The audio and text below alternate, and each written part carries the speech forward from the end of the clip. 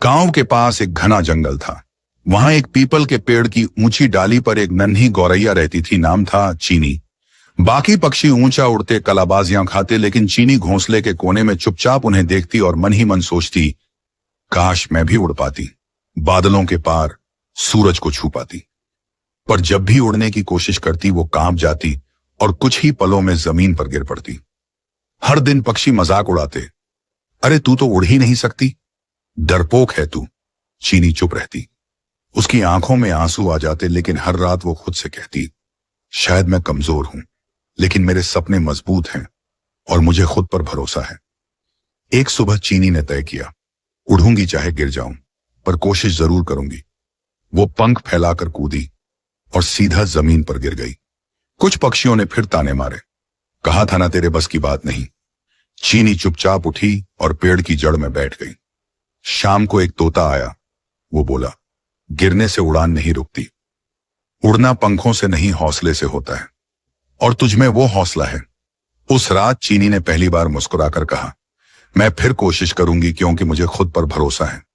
अगली सुबह कोई शोर नहीं था, कोई तालियां नहीं, बस चीनी थी और उसका सपना। वो फिर कूदी और इस बार थोड़ी देर तक उड़ पाई। जमीन पर गिरी जरूर, लेकिन चेहरे पर मुस्कान थी। अब मैं उड़ रही हूं, भले ही थोड़ा।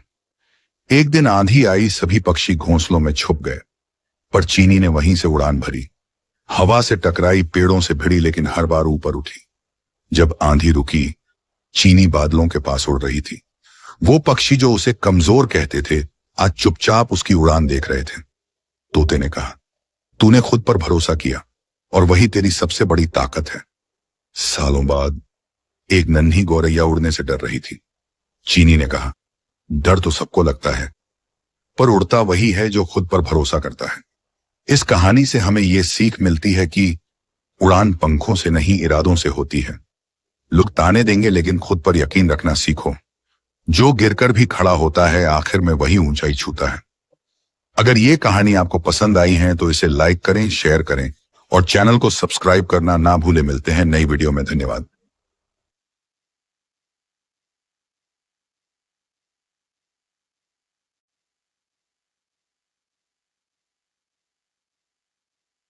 गांव के पास एक घना जंगल था।